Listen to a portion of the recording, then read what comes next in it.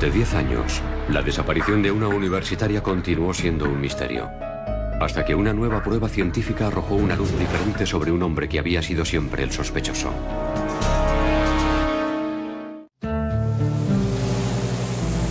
Tras haber emigrado desde Cuba de jóvenes, Luis Melendi y su mujer Yvonne deseaban una vida mejor para sus hijos. Por eso le dieron mucha importancia a su educación. Su hija de 19 años, Shannon, compartía esos mismos sueños y planeaba estudiar Derecho. Shannon era un torrente de alegría. Era increíble. Su presencia se hacía notar nada más entrar en una habitación. Era la hija que todo padre o madre soñaba tener. Era sobresaliente en todo lo que hacía. Se tomaba todas las cosas de la vida con entusiasmo. Delegada de su clase en el Instituto Southwest de Miami, Shannon se graduó cum laude y era miembro de la National Honor Society. Tras acabar secundaria, se trasladó a la Universidad de Emory, en Atlanta. Tenía muy claro lo que quería. Y luchaba por ello. Sus primeros 2 años allí pasaron tranquilos, hasta que en marzo de 1994 desapareció de repente sin dejar rastro alguno. Se trataba de una universitaria de 19 años que había sido borrada de la faz de la Tierra. Había desaparecido completamente. El día que Shannon desapareció, estuvo trabajando de anotadora en un torneo de softball para ganarse un dinero extra. Era la primera vez en su vida que trabajaba en algo así. Le tocó por la mañana. Luego hicieron un descanso para comer. Se la vio dejar el campo de softball y nunca se supo nada más de ella. Un amigo de mi cuñada vino y le dijo a mi marido que Shannon había desaparecido. Él cayó desplomado y dijo: ya nunca más la veré. Cuando el departamento de policía local supo de la desaparición de Shannon, al principio pensaron que se trataba de una broma. Durante días y días pensamos que sería el caso de una chica universitaria desmelenada. Shannon acababa de regresar del parón vacacional de primavera. Tal vez hubiera conocido a nuevos amigos y lo mismo estaría saliendo con alguno de ellos. La compañera de habitación de Shannon en la universidad encontró su coche al día siguiente abandonado junto a una gasolinera y con las llaves dentro. La policía le ordenó quitarlo de allí y llevarlo hasta el campus.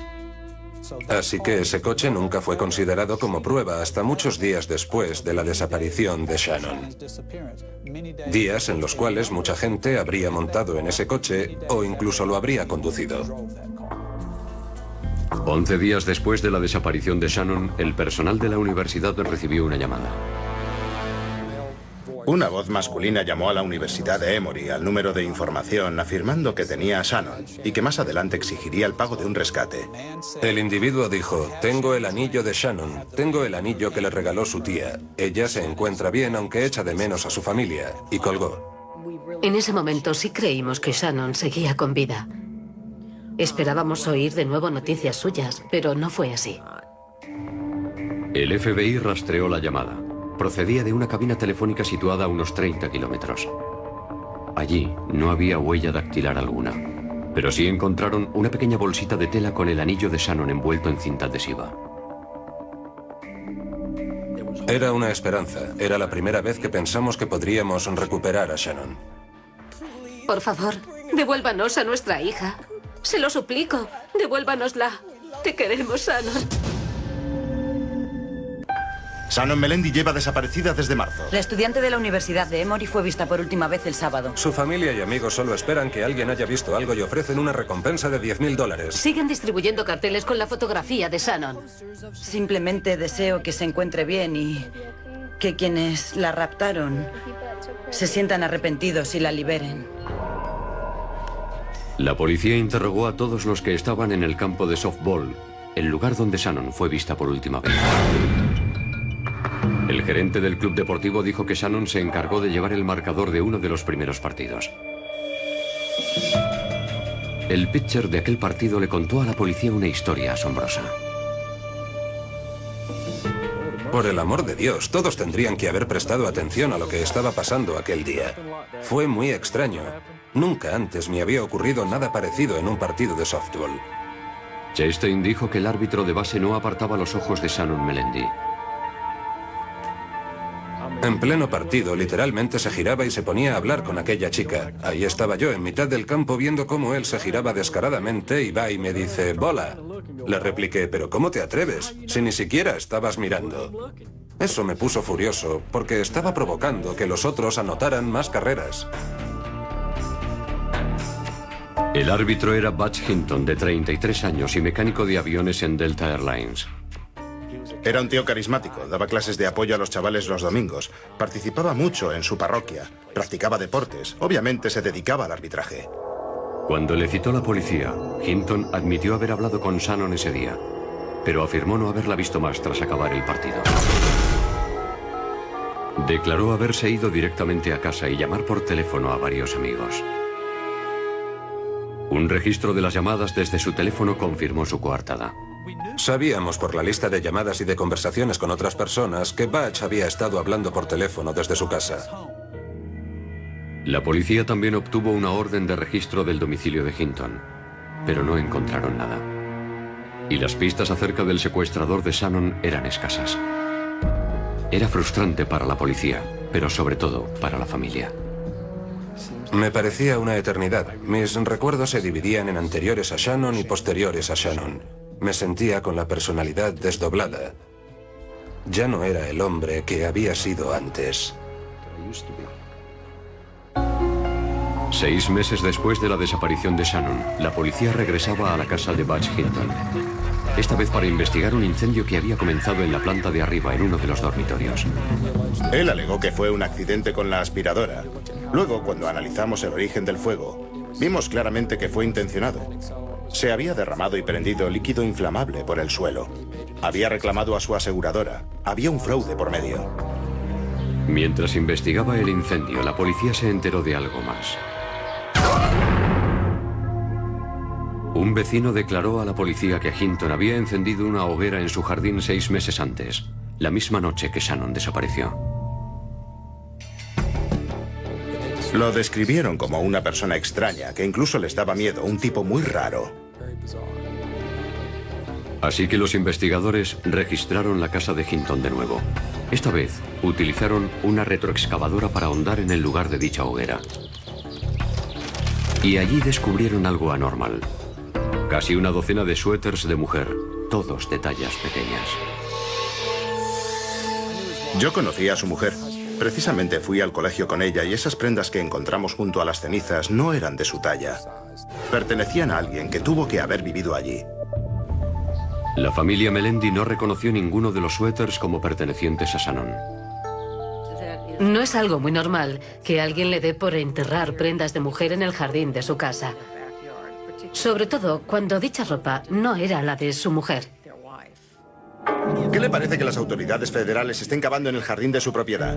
Hinton negó cualquier relación con aquellos suéteres. Pensaba que los pudo haber dejado allí el anterior propietario. La policía no se lo tragó. Nos hizo preguntarnos quién más habría allí, qué persona desaparecida, a qué otras víctimas no habíamos tenido en cuenta. La unidad de investigación de homicidios del FBI en Washington no encontró sangre u otra prueba incriminatoria en los suéteres. En el lugar de la hoguera, la policía también encontró abrazaderas para cables, productos de limpieza y pantalones de plástico como los que utilizan los investigadores en la escena del crimen. En el garaje de Hinton encontraron 9 rollos de cinta adhesiva. Pero nada de esto apuntaba a un asesinato. Estaba en contacto con Clint Vincent, criminólogo del FBI. Ambos teníamos una relación muy estrecha y me confesó muchas cosas que no se me hubiera ocurrido contarlas a mi familia. Me aseguró que Shannon había sido asesinada por Butch Hinton. Hacía mucho tiempo y eso no he podido quitármelo de la cabeza. Butch Hinton sí fue a juicio por provocar un incendio y por fraude al enviar una falsa reclamación a su compañía de seguros. Fue condenado a 9 años de cárcel. Y durante ese tiempo nadie oyó hablar más de Shannon Melendi ni de su raptor.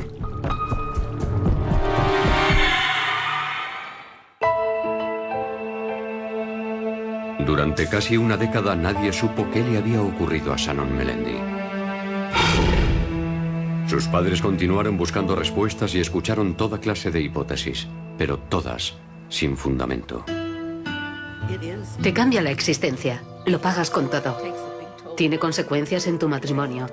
Pagan el pato tus hijos, los amigos, la familia. Perdimos a muchas de nuestras amistades. Porque algunos estaban hartos de repetirnos que no querían oír nada más acerca de Shannon, que querían escuchar cosas más positivas. Dado que el principal sospechoso estaba ya en prisión por incendiario, el caso de Shannon quedó momentáneamente aparcado, pero nunca se llegó a cerrar. Con el tiempo surgieron otras prioridades. Se dieron muchas circunstancias que dejaron el caso en punto muerto. El juicio de O.J. Simpson se celebraba en cosa de 3 meses y esto ocupó mucho al FBI. Lo de la bomba de Oklahoma, la del Parque Centenario de Atlanta. En fin, todo eso era de más entidad que el caso de Shannon. Los fiscales John Petrie y Mike McDaniel reabrieron el caso de Shannon Melendi porque estaban convencidos de que Butch Hinton tenía algo que ver. Lo de John Petrie fue algo así como en las películas. Un milagro. Un héroe salvador en el último momento. Se quedó callado varios segundos y entonces me dijo: llevaba 10 años esperando a que se produjera esta llamada. La acusación soportaba una presión extra por el hecho de que Butch Hinton estaba a punto de cumplir su condena por haber provocado un incendio. El FBI nos envió cajas y cajas con documentación archivada y decidí mirarla toda concienzudamente.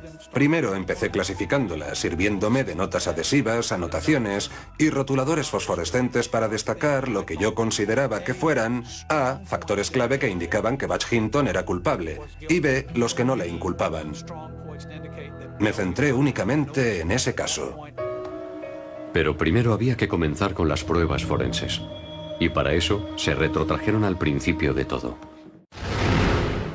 A la bolsa que contenía el anillo de Shannon y que su raptor dejó junto al teléfono público. El anillo no aportó nada nuevo en términos forenses. No tenía huellas dactilares, tampoco restos de tejidos para asociarlos con alguna prenda. La única prueba importante de la que disponíamos era la bolsita de tela. Los fiscales averiguaron que la bolsa había sido fabricada por la empresa Millheiser. Millheiser tenía un único cliente en el estado de Georgia. Se trataba de Fulton Paper Company en Atlanta. Esta empresa, a su vez, tenía otro subcliente a quien vendía las usodichas bolsitas de tela, la compañía aérea Delta Airlines. Curiosamente, Butch Hinton trabajaba de mecánico de aviones en Delta Airlines. Los empleados de la compañía aérea utilizaban las bolsitas para guardar pequeñas piezas del motor que había que sustituir.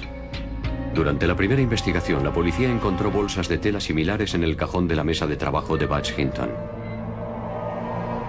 Así que, 10 años después, los científicos forenses comparaban una de las bolsas halladas en el escritorio de Butch Hinton con la que contenía el anillo de Shannon.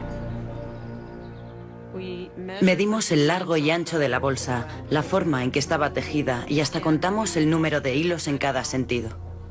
Mary Miller determinó que las dos bolsas coincidían en su fabricación y tamaño. Además, también era idéntica la trama del tejido. Los cordones de cierre de ambas estaban hechos con una microfibra de algodón y poliéster.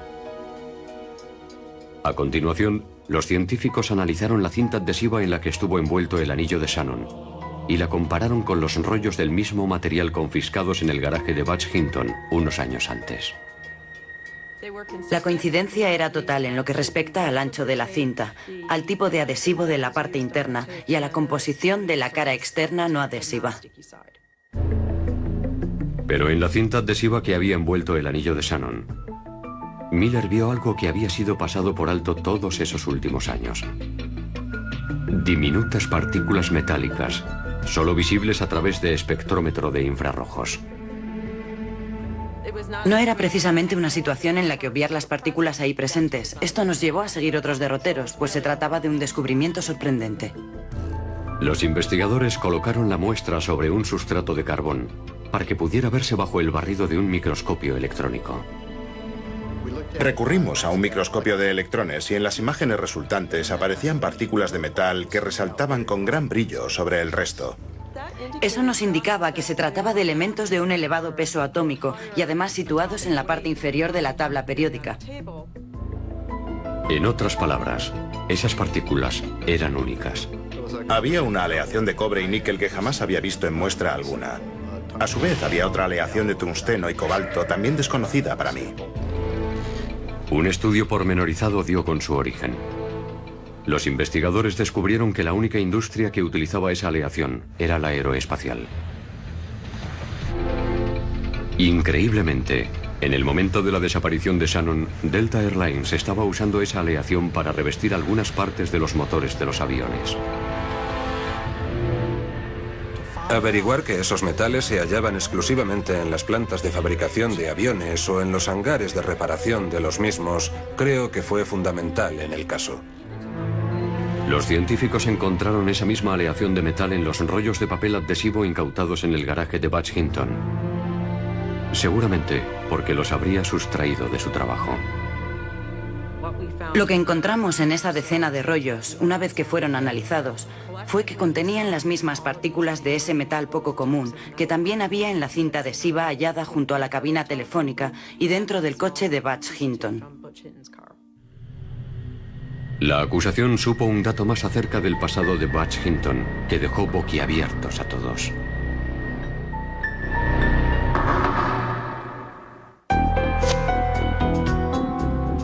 Cuando el FBI envió a los fiscales del caso información concerniente a Butch Hinton, se enteraron de un hecho que les dejó perplejos. Antes de trasladarse a Atlanta, Butch Hinton fue condenado en 3 ocasiones en Illinois por agresión sexual y rapto. En uno de esos casos fue cuando su primera mujer se lo encontró intentando violar a una niña de 14 años.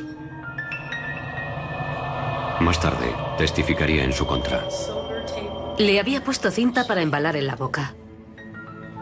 La tenía sujeta con cinta aislante, cinta para embalaje, una soga y una especie de alambre en las muñecas y en los tobillos. Hinton fue sentenciado únicamente a 4 años de cárcel por ese delito.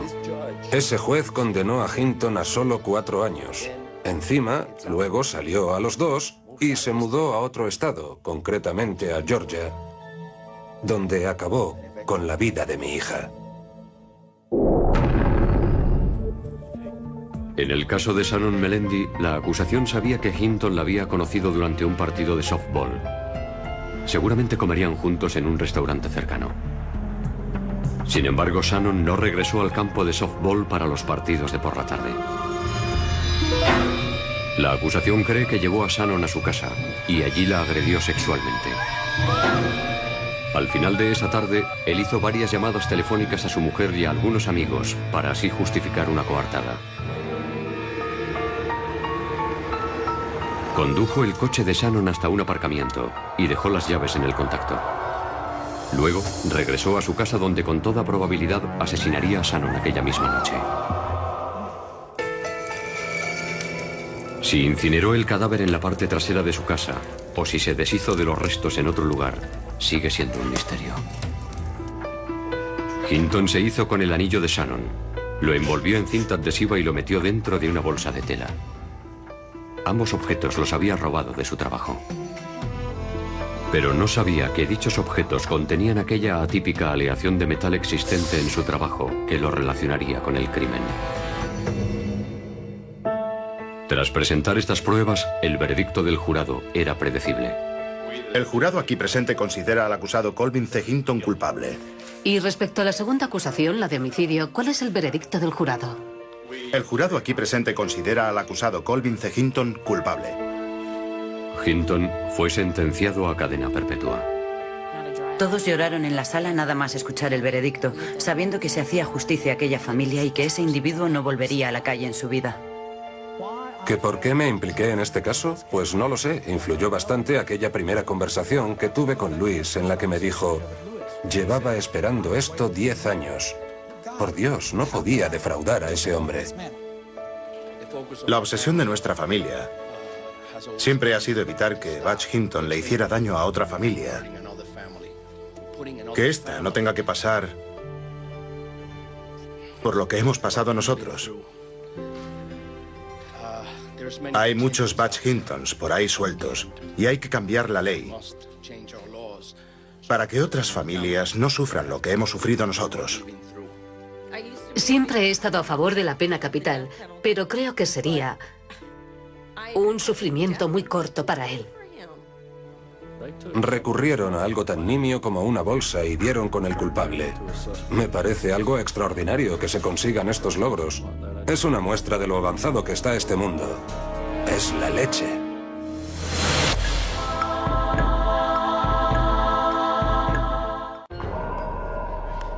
La policía interrogó a todos los que estaban en el campo de softball, el lugar donde Shannon fue vista por última vez. El gerente del club deportivo dijo que Shannon se encargó de llevar el marcador de uno de los primeros partidos. El pitcher de aquel partido le contó a la policía una historia asombrosa. Por el amor de Dios, todos tendrían que haber prestado atención a lo que estaba pasando aquel día. Fue muy extraño. Nunca antes me había ocurrido nada parecido en un partido de softball. Chastain dijo que el árbitro de base no apartaba los ojos de Shannon Melendi.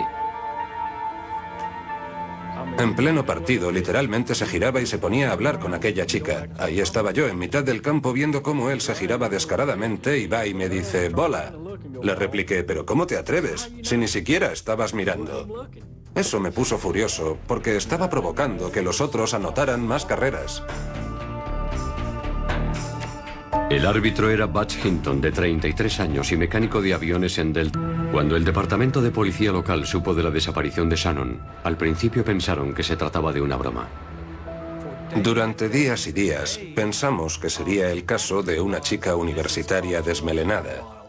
Shannon acababa de regresar del parón vacacional de primavera.